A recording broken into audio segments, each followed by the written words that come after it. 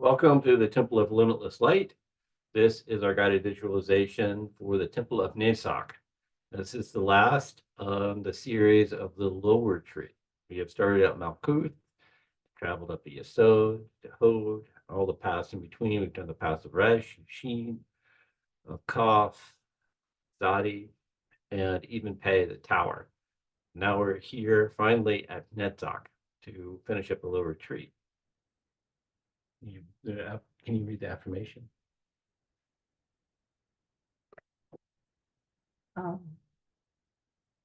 All adorations to God are my songs. It's the affirmation for Netzach. I thought that was particularly beautiful.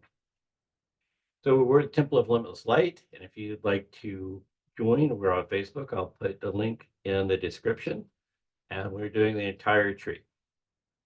So tonight we will finish up the lower tree, and the process will be a Kabbalistic cross to unify us, calm, center, and ground into our higher self, connect to our source. And then I will do a lesser banishing ritual of pentagram that will create the safe container, the sacred space, so that our journey can be, within that protection. Then open a simple gateway to the path of the Temple of Netzach, using the gate of transformation. And then there'll be a guided visualization. We'll guide you through this experience, and then there'll be a little time to meditate at the end. And then we'll shut down, but you'll be fine if you want to stay in meditation. Pause the recording if you're watching the recording. Want to say anything else before we get started? Well, this is the end of our series of the lower realms. The lower realms. The next realms is going to be the center of the tree, which is going to be really, really it's cool. a really big accomplishment to be at the end of this whole process. And so thanks for making it with us. Yes. Right. Let's do it. Let us do it.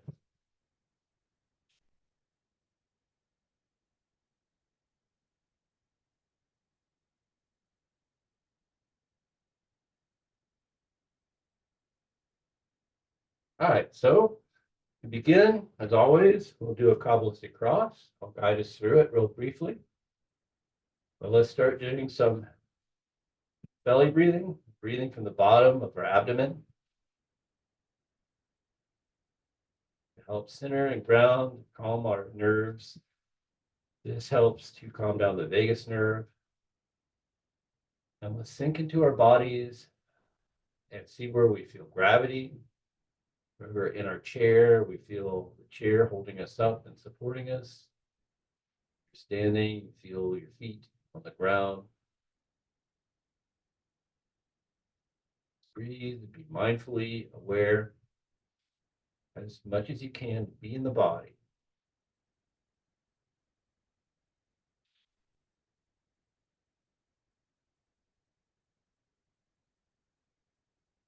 Kabbalistic cross.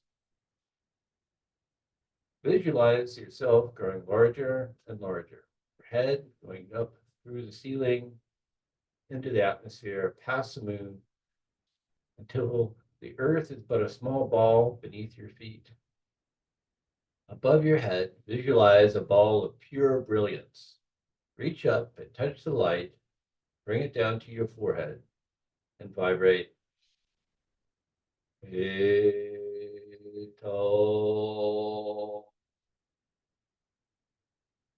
Bring the light down to your heart center, where you can silently say the name of your inner guru or your higher self.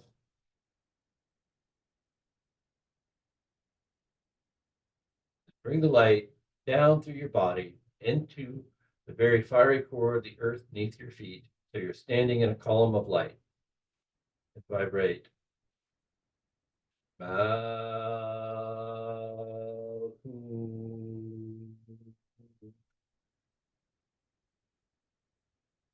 Bring the light up to your left shoulder. Visualize a ball of blue flame representing Chesed, which is the compassion for all living beings, unselfish love. Ve'gdura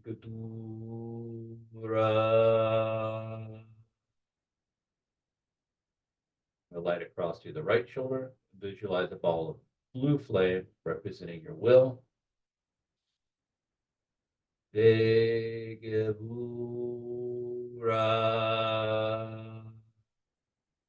Cross your arms. Leolam. Amen. Thou art kingdom, glory, and the power forever and ever. Amen.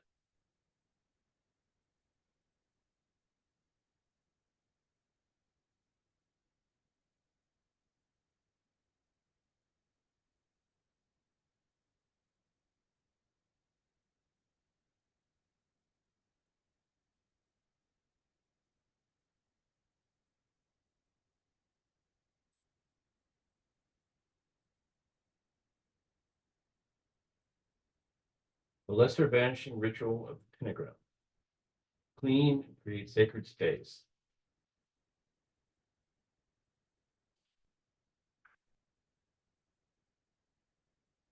Yehovah.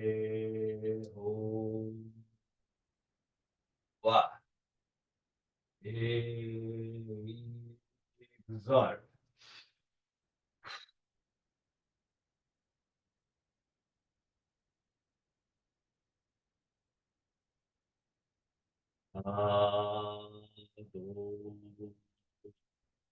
Adonai. Tome.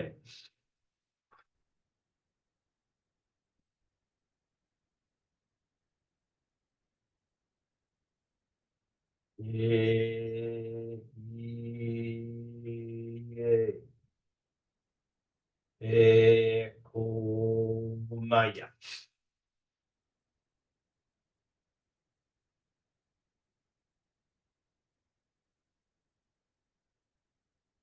Agela. Nanuteya.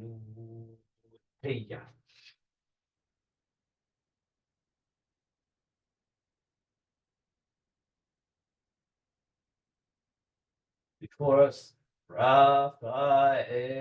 Behind us, Gabriel. At our right hand, Mikael. At our left hand, Uriel. For about us flame the pentagrams. Within us shines a six-rayed star.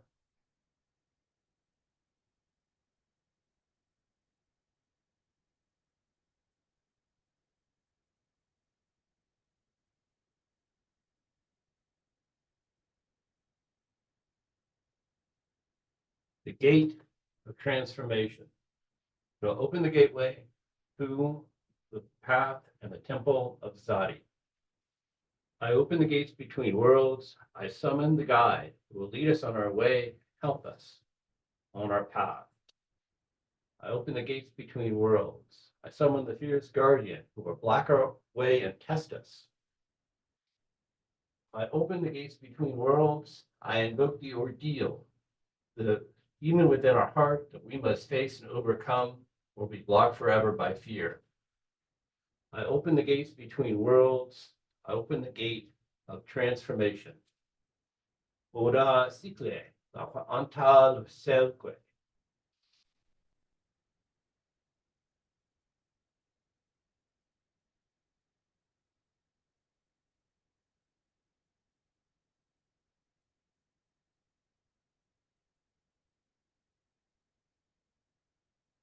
The Anarchian call pathworking.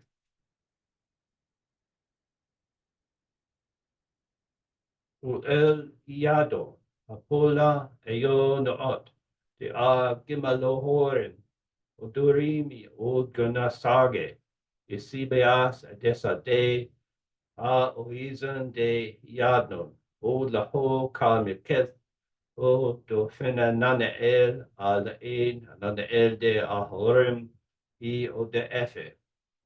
O el zo de meta anonushi I de nanael de Netzach, de ael da sikalot I no de nazoda, adesa se ne de pririm a caprima kado das charisma. Itran toresu a exale de oliprit a olin quenin elaka I pragma. Oi, ganasuga, das I yunda ete itran I ungele mazoda ol, ut el itren ran a sikalot, o de efe dado, o maxi das o il zirdo, el cas da sicle, o ganasuga isabas ac agolores astada de orin iadno. Do anel vasam de milkalzoda, apollo eo naot, iodo od edese asicle dias olin. Nemahapre, sabethe, helahil, gugam, ronenasim, gigeto, guzimal, exolipitam, zorathim, salathon, basafa, saptire, samit, sanihoho, Pirihom, Narsim, Gingis, de Chaos. Amen. I open the path of Netzach. The seventh path is the occult intelligence, because it is refulgent splendor of all the intellectual virtues which are perceived by the eyes of the intellect and contemplations of faith.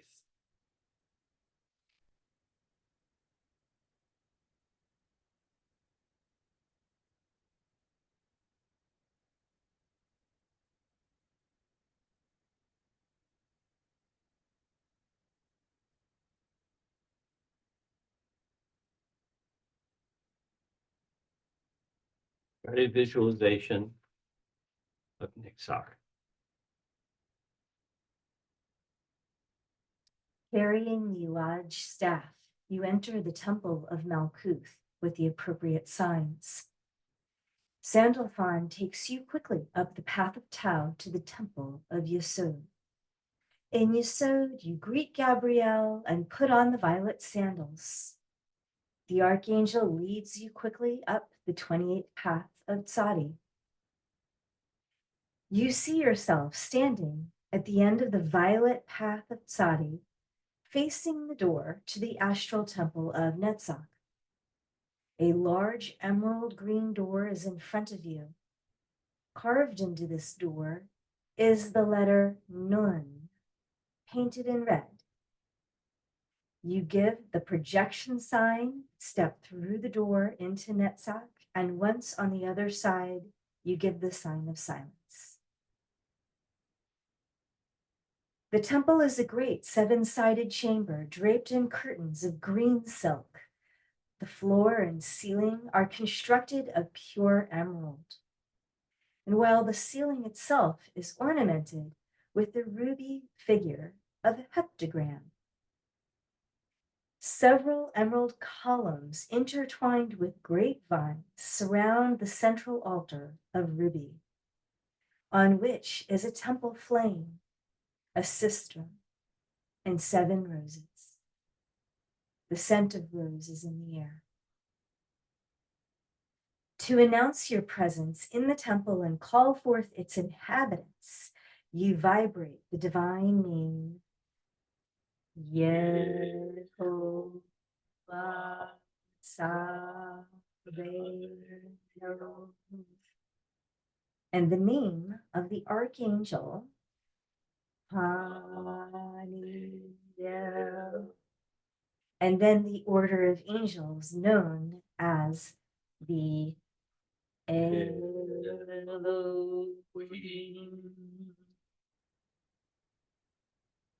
And the winged angel of Haniel appears, a fair feminine being in robes of green chiffon.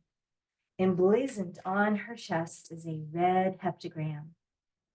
Her wings are green, tipped with red and gold.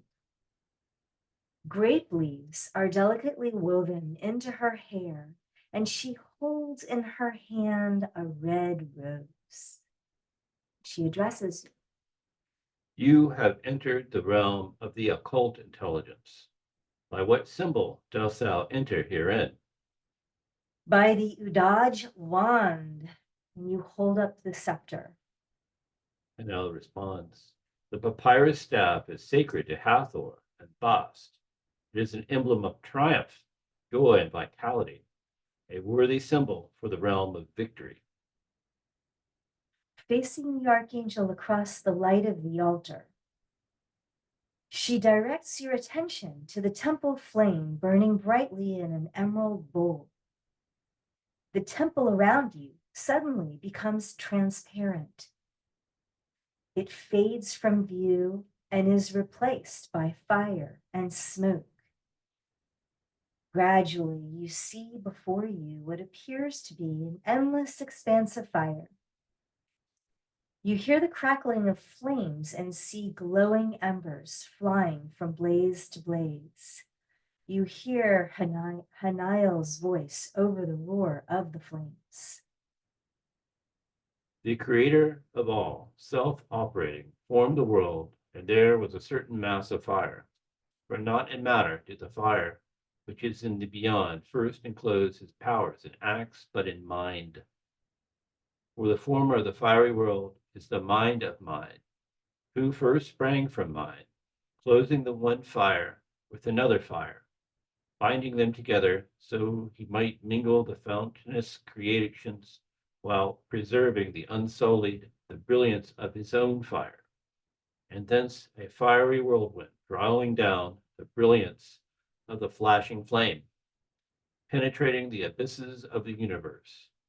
Thence from downwards all extend their wondrous rays, abundantly animating light, fire, aether, and the universe. The fire before you burns ever brighter. The heat is oppressive. You must shield your eyes from the brilliant flames, but light seems to enter your closed eyelids. And Haniel continues. Such a fire existeth, extending within the rushings of the air, or even a fire formless, whence cometh the image of a voice, or even a flashing light, abounding, revolving, whirling forth, crying aloud. You hear a loud thunder clap, and the fire and heat are gone in a flash. Feeling a bit singed around the edges, you open your eyes. All you can see now is the divine white brilliance, which slowly settles into a mountainous hillside. 7 terraced steps are carved into the side of the mountain, the summit of which is lost in the clouds. Standing on these steps are various god forms from several different pantheons: Egyptian, Sumerian, Greek, Norse, Hindu, and several others. You recognize the ibis-headed Thoth and the jackal-headed Anubis. You see the Greek sun god Apollo, the Canaanite goddess Astarte, the Norse god Odin, the Celtic goddess Brigit, and a host of others. They're an eclectic group of deities. One of their number steps forward, and it appears to be Hathor, the Egyptian goddess of love, dressed in a long green tunic. But you also recognize her to be Haniel Elohai, ruler of the angelic host of Netzach. Hathor speaks. We are the Elohim, the gods of the orders of angels associated with the seer of Netzach. We are your conception of the gods. We revel in beauty and simplicity of the universe. We engage humanity's passionate feelings for the gods in the creative arts. For centuries, humans have both feared and adored us. We are the contacts that enable humans to empathize with forms and relationships with higher powers of the Sephiroth. We connect humanity to the divine by offering images of the divine for humans to focus their love and build their faith upon. We give a face to that which is abstract. We offer humans kind God forms that can be experienced. We sustain and uplift the human soul with our stories of justice, courage, power, and grace. We are the teachers of the soul who point the way to the ultimate truths. We are the principles of the God experience within you. Hathor points to the papyrus wand in your hand. This symbol is sacred to Hathor, the goddess of love. Oops. But Aphrodite is the god form chosen by the divine to instruct you in the mysteries of Netzach. Hathor, the rest of the deities, and the terraced mountain they stand on all fade from your view in a swirl of green mist. You find yourself in an ancient Greek temple. The rectangular temple is built from light gray limestone and surrounded on all sides by a Doric colonnade. A series of white marble columns line the interior of the sanctuary. 4 large censers in the corners of the main temple room feed a perpetual stream of rose-scented incense into the air. There is no ceiling, where the temple opens out to the heavens above. In the east is an enormous statue of the Aphrodite Urania, the heavenly Aphrodite, goddess of pure and ideal love. Before the sculpture is a great altar covered with all variety of foods and flowers, offerings to this most graceful of goddesses. Kneeling before the statue is a middle-aged priest.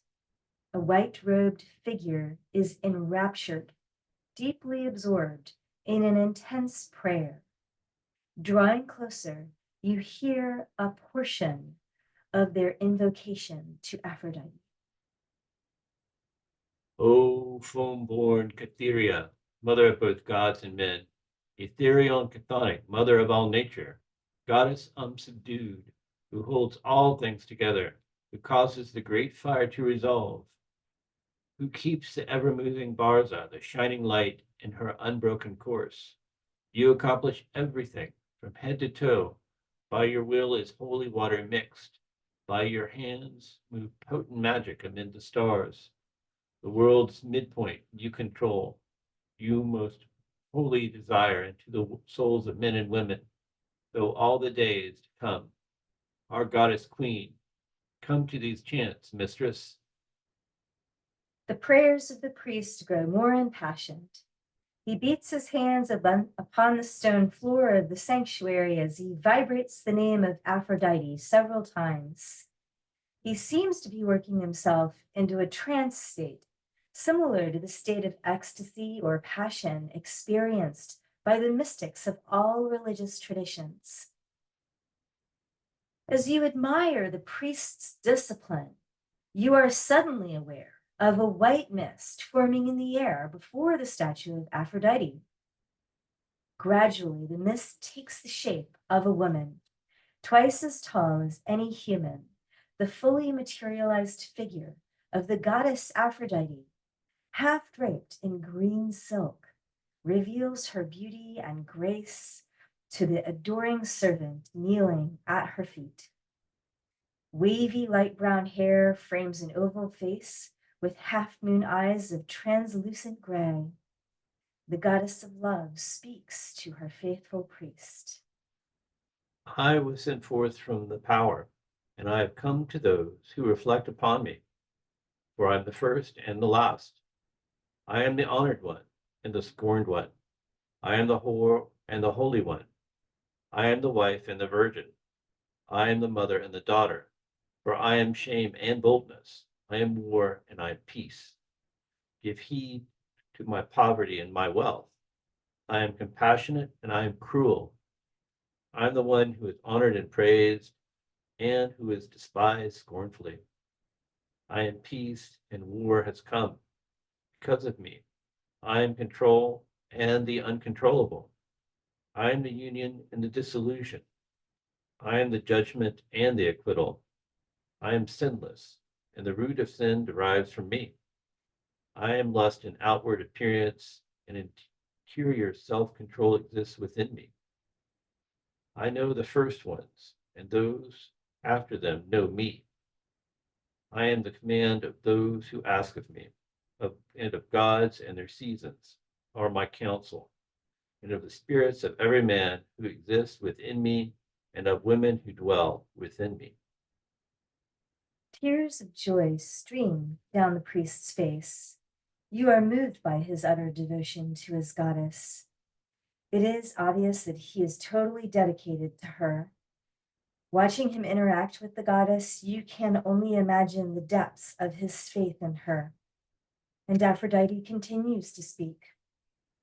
I am the gate of mysteries, and my symbol, the sign of Venus, embraces the 10 spheres of the eternal tree. All are touched by me. My symbol graces the door of the inner sanctum, for I am the portal to the divine. My number 7 is called holy, divine, abundance, and the virgin. The divine one has loved and blessed the number 7 more than all things under the vault of heaven. 7 is the height above, and 7 is the depth below. Some have called my abode the occult intelligence. I have hidden from you, but whenever you conceal yourself, I myself will appear. But whenever you appear, I will hide myself from you. I am the primal power, to be found deep within your innermost being. I am power, I am instinct, I am inspiration. Mine is the force of attraction and aversion.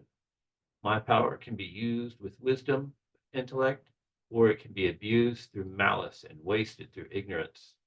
Approach me most delicately and with respect, like you would handle a deadly weapon. For those who truly love me will honor me in an unequilibrated fashion, and I will reward those who uphold my highest ideals with love, vigor, and endless creativity. Although I am hidden, I am always here.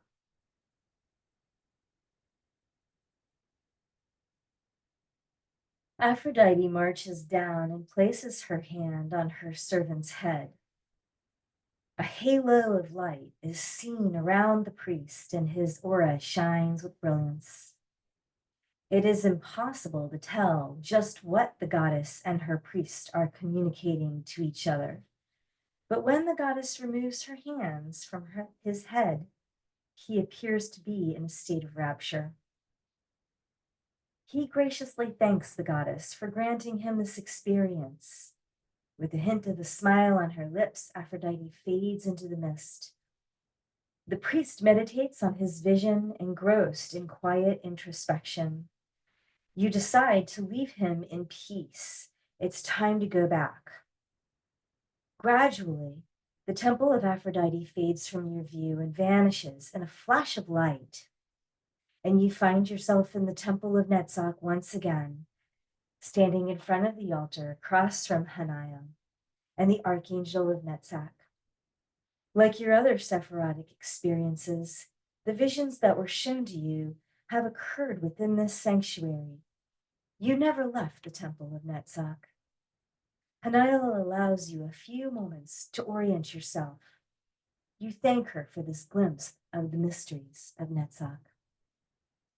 Quickly, you descend the path of Tzadi back to Yesod, where you briefly anoint yourself with oil and return the astral slippers. Descending the path of Tau, you find yourself in the temple of Malkuth in the company of Sandalphon. Turning to face the portal through which you first entered the temple, you give the projection sign and pass through it. And on the other side, you give the sign of silence.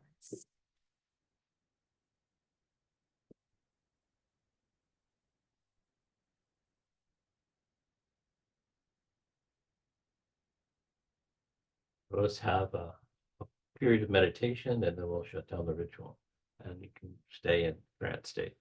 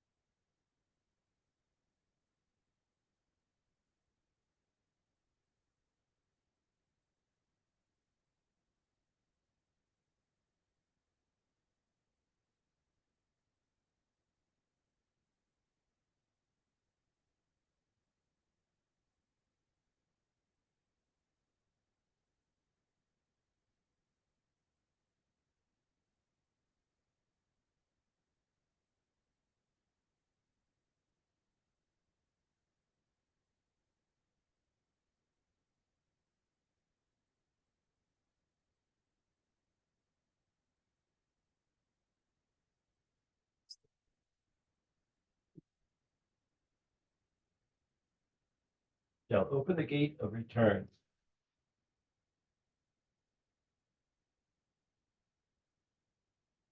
I open the gates between worlds. I summon the guide that will call us back to the land of light and of the sun. I open the gates between worlds. I call the guardian who will challenge us. We must separate truth from illusion on our return path. I open the gates between worlds. I summon the ordeal. We must struggle to transmute our personal experience to one that is universal, heal the world. I open the gates between worlds. I open the path of return. We shall come forth by day.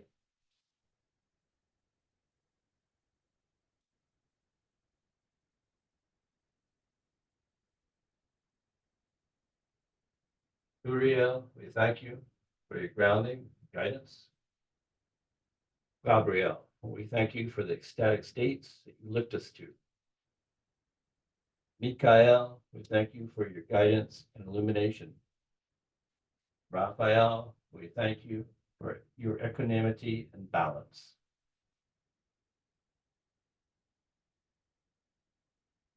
By this merit, may all beings know peace.